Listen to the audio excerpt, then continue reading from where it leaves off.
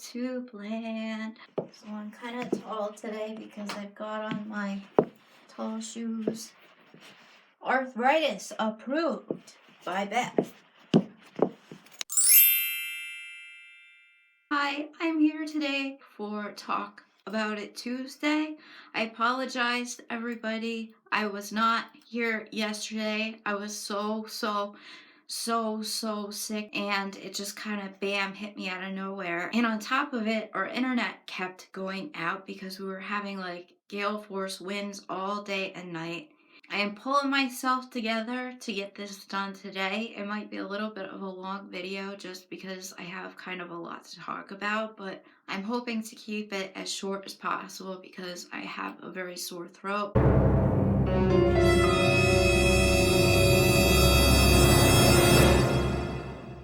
I apologize to everybody that yesterday I did not get this video up. I'm doing it today.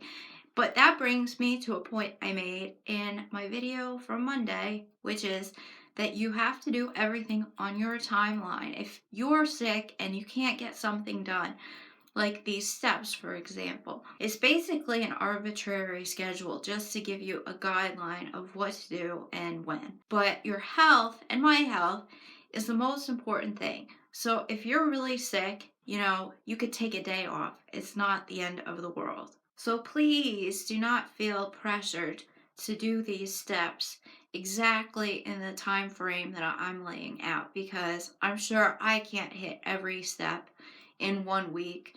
And your health is the most important thing, and my health is the most important thing. Life throws curveballs all the time. They hit me all the time. And you and your body and your health is the most important thing in the world, because without that, you have nothing. So take care of yourself first.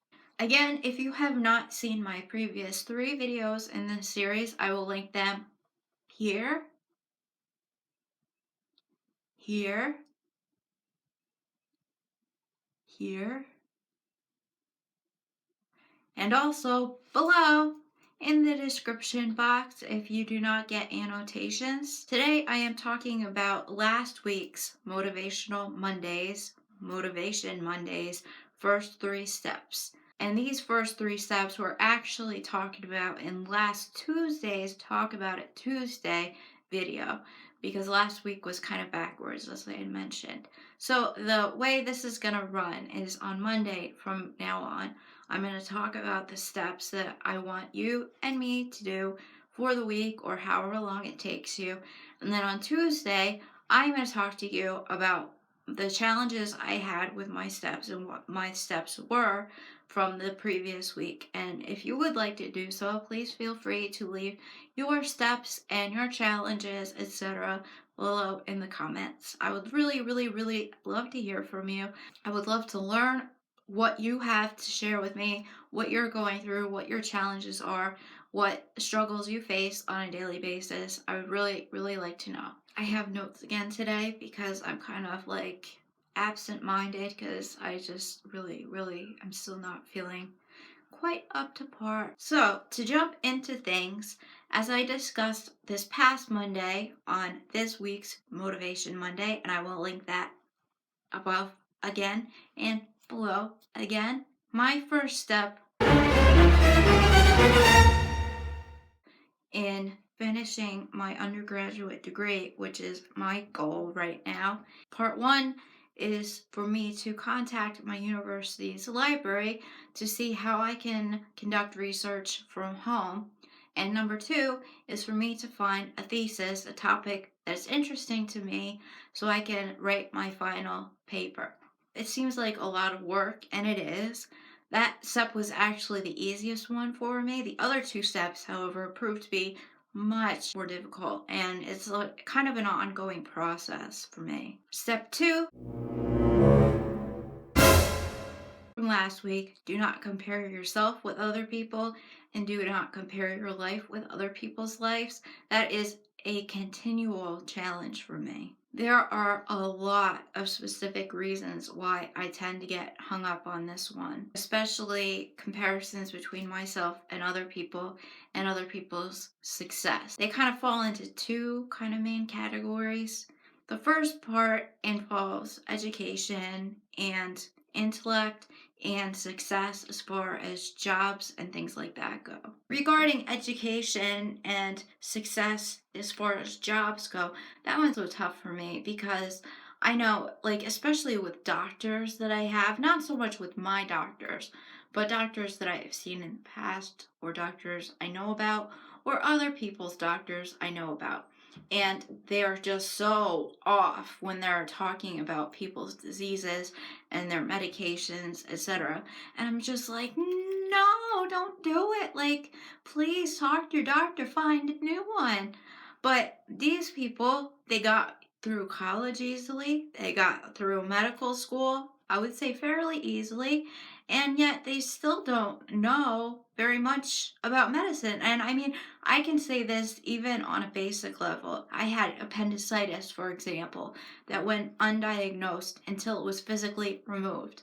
That's ridiculous. A second example would be when I had C. diff. And although all my symptoms fit, the doctor thought, she's too young. She can't have C. diff. As I am sick as a dog. I've never, well, it was one of the sickest times I've ever been in my life. I was sick.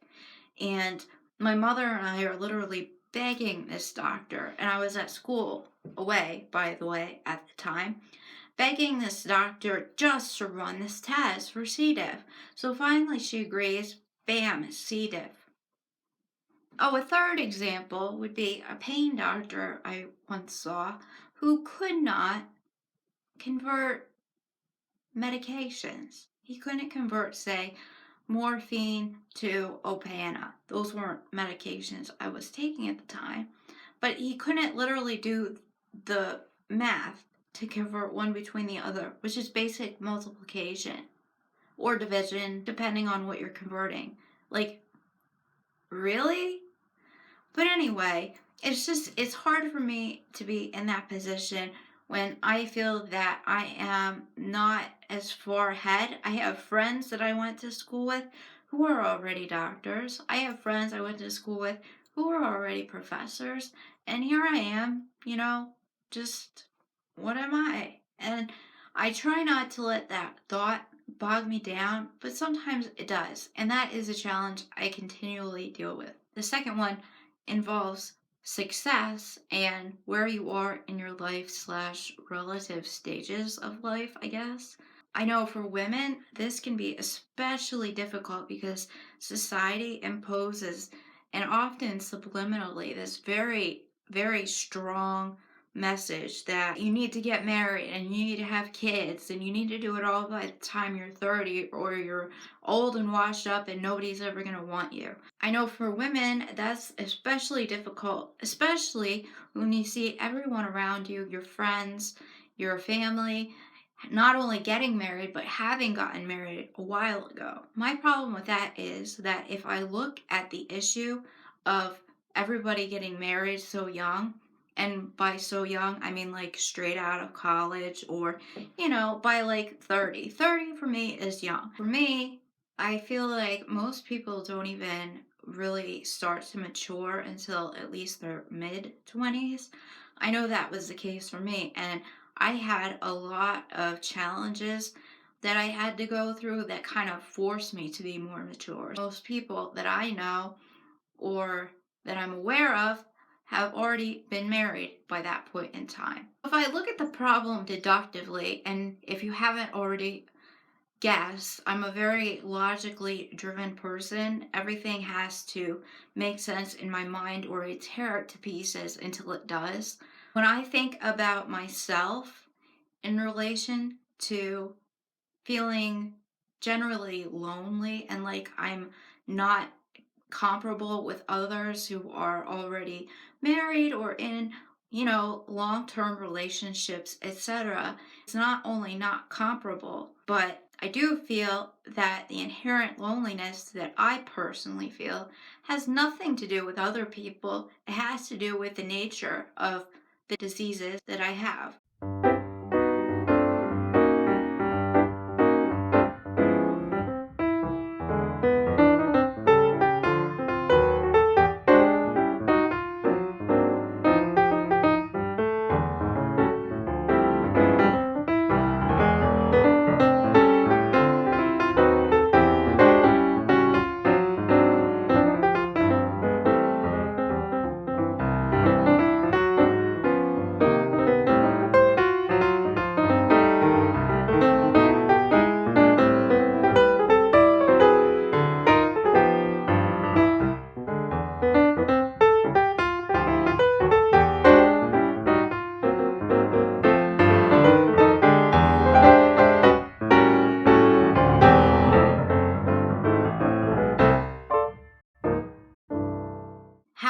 to go through the struggles that I go through on a daily basis. And, they're not just health struggles, they're the way those health struggles impact every single aspect of my life. That causes a certain state of loneliness. On the other hand, I am a tremendously independent person. And even when I'm sick, I need a lot of alone time, or I start to get really like grumpy. Like, so I feel like this is kind of a problem that we have to collectively face as a society. And it's not a problem with me. And it's not something that I should be comparing myself with other people about, because I really think that if most people sat down and logically tried to find the reason why they were lonely, per se, lonely, and had the feeling that they needed to be with somebody else all the time, I think they would find that there are other underlying reasons for that. And a lot of it, as I had mentioned before, has to do with society and the pressures of society for women, especially, to get married very young. And I'm not trying to diss on anybody who is married out there. If you're happy, I couldn't be happier. Feel that if you feel lonely, and this doesn't go just for people with chronic disease, this is for everybody, that you need to really sit down and think about what it is that's causing your loneliness. And I know this is another video altogether because this is a huge topic, and I will have to do a video on that because if you didn't notice, I kind of have a lot to say about the topic, so stay tuned for that. So, a good example of my second point, relative success, would be comparing myself with other people on YouTube, for example. Thank you for those of you who have stuck with me from the beginning. Thank you to all the new subscribers. Thank you for people who just watch passing by. I appreciate it more than I can say, because I think that it's important to talk about these issues and to bring awareness to chronic disease in general.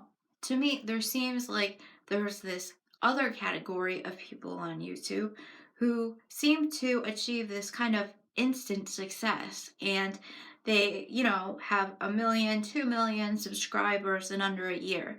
A lot of these people, and not like the really big people, I'm not talking about that, but I'm talking about like the Insta successors, that haven't worked for years and years and years. A lot of them seem like they live, pretty cushy lives, and they've gotten through, without much hardship. They don't really have to work for anything, whether it be money per se or, to get a message out on YouTube. I think there are numerous sociocultural reasons for such a phenomenon. Again, that's for another video. Maybe when I have a state's population's worth of subscribers, I might delve into the YouTubers I dislike and why I dislike them. And conversely, the YouTubers I do like and why I like them. But, these kind of comparisons between myself and other people, it's just tough for me not to do that. Because I know, like, say for YouTube, for example, I know that I could personally resort to using some of these tactics, and I know I could easily gain a lot of subscribers overnight. But that's just not something that I can bring myself to do. Although I have thought about doing a kind of social experiment video, so if you're interested in either of those ideas, please subscribe so you can show me your support so I can do that. So finally, step number 3. Do not make your disease so huge, and do not make your goal or first step so huge. And please bear with the changing light outside. We're having weird clouds.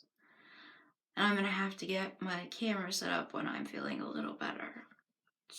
Do not make your disease or your goal / first step so huge. The first part of that, I feel, for me, has come in time. That I have basically learned to accept my disease for what it is and dissociate from it. But my problem comes with the first step or my goal in general. This is going to be a little hard to talk about, so I'm going to try to push through. So again, my first step in my goal is to finish my undergraduate degree. And obviously the first step of that is to finish the class that I had to stop in the fall because I got so sick.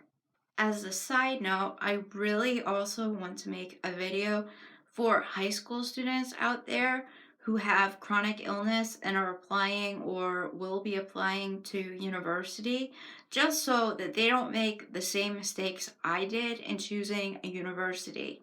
I will go into some of those mistakes, unbeknownst to me at the time. I don't really like to mention the name of my school because a lot of really kind of sketchy, possibly illegal things have happened, and I've had a lot of extremely negative experiences with various people there. Technical difficulties.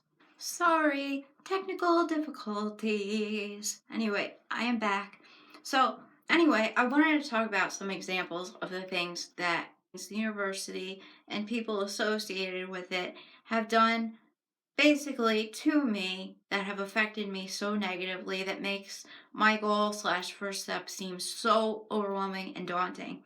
And the first example is I cannot tell you how many classes I have actually earned 100% in, meaning 100% on all tests, 100% on all papers, 100% on all presentations, and yet the professor will drop my grade to a B, and has dropped my grade to a B because the university's disability policy dictates that the professor gets to decide what his or her disability policy is.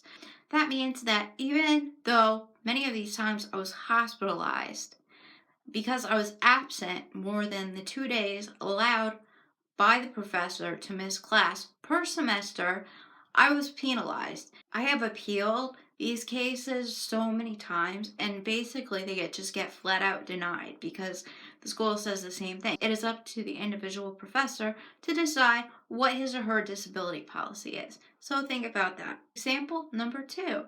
I have actually been kicked out of classes for being in the hospital. And one particularly memorable example of this was I was actually taken from my dorm to the hospital because I was bleeding internally and I was kicked out of class. So, and I'm really trying to take a sarcastic tone to this because if I don't, I will get very upset and start crying and break down. And I don't want to do that right now. I already don't feel well. So, my third example is I have had advisors say to me, and I quote, "So you have chronic illness, so nobody's going to hire you anyway. So, why do you need a degree?" Imagine if your advisor or faculty said that to you or said that to a normal person. Do you think they just, slap on the face, the cheek, whatever? I don't think so. Example number 4, I got really sick the year I was supposed to graduate. And so when I could, I went to see one of the psychologists at the university. And after maybe 3, 4 sessions, and she learned what was going on with me and how sick I was, she basically said to me, "Oh, you have a lot of really serious problems. I don't know if there's anything I can do for you. Sorry." And that was it because she wouldn't see me anymore. So that's just the proverbial tip of the iceberg. I've had even worse experiences than that. Um, but to take the sarcasm out of that, you can imagine how scoring that is. And I hope you can get a feel for when I say that even thinking about my goal, which is school related, when I say that causes me like terrible anxiety and depression and stress, it does, because basically I've been conditioned to have that response, and I've been told so many times that, like, I'm just not worth it. I don't know. And it's even harder for me because I'm so academically driven. Before I wanted to be even a doctor, I wanted to get my, PhD in literary theory or some branch of that, or possibly formal logic, epistemology. and go on to teach in college. And my biggest passion in life is learning. And this is just, I can't even tell you how this has affected every aspect of, me, these negative experiences from other people, which is ridiculous.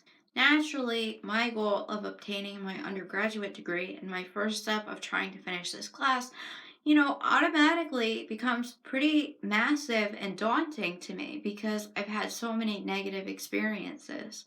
Like I said, it's almost soul crushing because my whole life I have just been so academically driven, and I've had just so many bad experiences. It's like I've been conditioned to be fearful and sad and feel anxious and then just break down. So, this is what I have been trying to do to try to rectify this problem with the third step, which I think is important for everybody.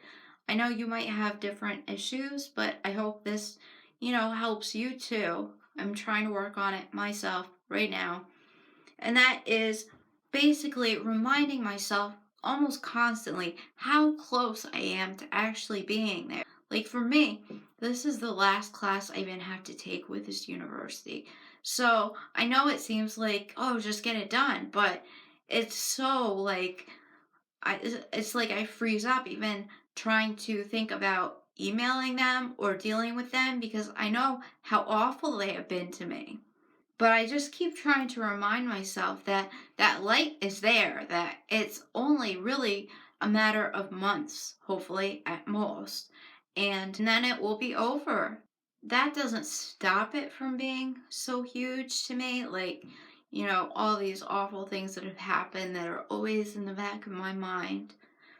But I actually am really hoping that just, talking about this and putting it out in the open, and whoever's listening, that some of that pressure will be taken away from me because I'm just like getting it off of my shoulders.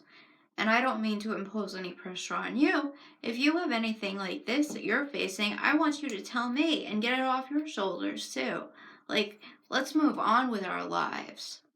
So also, I mean, for me, it's something that not only is that pressure from the school itself, there's also the pressure of knowing that this is something that I absolutely have to do as soon as possible in order to go on and do anything else that I really want to or should be doing in my life. Like you can't really do much without an undergraduate degree. And especially me, like, I mean, not to toot my own horn, but I'm not particularly stupid, so I need that piece of paper, and I'm so close. And I also know it's twice as difficult for all of us with chronic illness, and especially chronic invisible illness, how impossible it is to have like any kind of definitive schedule or schedule at all. Yesterday, for example, I was supposed to drive 8 hours to my faraway monthly doctor appointment, and I was just too sick to do it. I couldn't do much of anything yesterday. So, thankfully, at this point in my life, I've got a pretty good group of doctors who are fairly understanding, more or less, regarding when I get really sick because they know the circumstances. But I mean, the vast majority of people don't have a clue what that's like. How disorienting and stressful that in itself can be. Like, you don't know when you're gonna feel like you're so sick that you can't function. You don't know when you're gonna feel like you're literally dying. You don't know when you might have to go to the hospital. And conversely, you don't know when you're going to be feeling well. You have no idea. For things like for jobs and for school, that ability to stop when your body is stopping on you isn't there at all. It kind of ties in with what I've said before about how those of us with severe chronic disease, we don't have downtime at all. And when I am in school and trying to do this class, I have to, squeeze in somehow in my schedule how to read 500 pages in a day, how to write 3 papers a week, how to write this final original thesis, and I have to actually pull time out of things in order to do that. And usually the time that gets pulled out is sleep. And basically, that kind of work, or, working a full time job or even a part time job, that wears down on you fast when you are already ill. Like for me, for example, I know I will try to squeeze in, reading my 600 pages a day. If my head's hurting and my vision's starting to go bad and I'm lying down in bed, or I'll try to write a paper if I'm laying in bed at night and I wake up because I'm in too much pain. And I definitely have to jam in all-nighters often before I have these ungodly long trips to the doctor, or the nights before I have to go to the hospital for treatments, etc. And if there's a surefire way to trigger a flare or become ill, is that under the gun plus stress plus no sleep combination. Like, people in general aren't meant to operate that way, and certainly people with chronic disease cannot physically operate that way. So, those issues aside, my suggestion for all of us is literally to take this one step at a time and not look any further ahead than that. Get through each step or task one at a time. And when each one is finished, you're going to start to feel good about yourself. I'm going to start to feel good about myself. We're going to start to feel like we're accomplishing something again. So last week when I said find the first step to your goal, that is the reason, because I don't want you looking any farther or further ahead than that, because it can become overwhelming really fast. So right now, I am focusing on two things. One, I have to call the library about research materials, which I obviously have not done yet. And number two, I have to find a thesis topic, and I have the book of theory out, and I have to just read through it and find something that's interesting to me, and then I've got a topic. Those two things, that is what I have to focus on and finish. And when those are completed, we'll move on. Move on after you finish that. Don't look ahead, please. Just focus on what your task or your goal is right now this week. And really, once you've finished that first baby step or steps, whatever your case may be, you basically laid the groundwork for whatever your goal is, and you've made it that much easier to just achieve. Once you get that ball rolling, it's all downhill. I apologize if that was a total rant fest. Like I said, I have had some troubles with last week's steps 2 and 3 in particular, and I'm really working on them so I don't focus so much on those external factors and I focus more on myself. And I want you to do the same thing. Those were my steps from last week. If you have missed any of the videos in this series, and there are now 3 plus this one, so 4, but the 3 I will list again below in the description box. If you missed this week's steps, please click here for this week's Motivational Monday video and this week's steps. I really, really hope to be back on track next Monday and Tuesday for Motivational Monday, Motivation Monday, and Talk About It Tuesday on those days. But as I said, next week is also kind of crazy, so I take it day by day. If you would like to do so, please leave your steps and comments below in the comment section, and I will more than gladly look at them and talk to you, because I feel that there is so much I can learn from you, and I don't know what your problems are and what you're dealing with, and the specific circumstances and struggles you have to deal with on a daily basis. And I just really want to thank all of you again for subscribing and for watching. I cannot emphasize enough how much I really appreciate it. I'm really trying to, get going here, and I do appreciate it. So if you would like to, please hit that button right here and subscribe, and that way you will be notified of all my new videos as soon as they are out. As always, thank you for watching as well as for your time. I hope you are all having a happy and healthy day wherever you may be in the world, and I really wish you the best of luck this week with your steps or your goals or whatever you're trying to do. So good luck, stay healthy, be well, be happy, and I'll see you soon. Bye.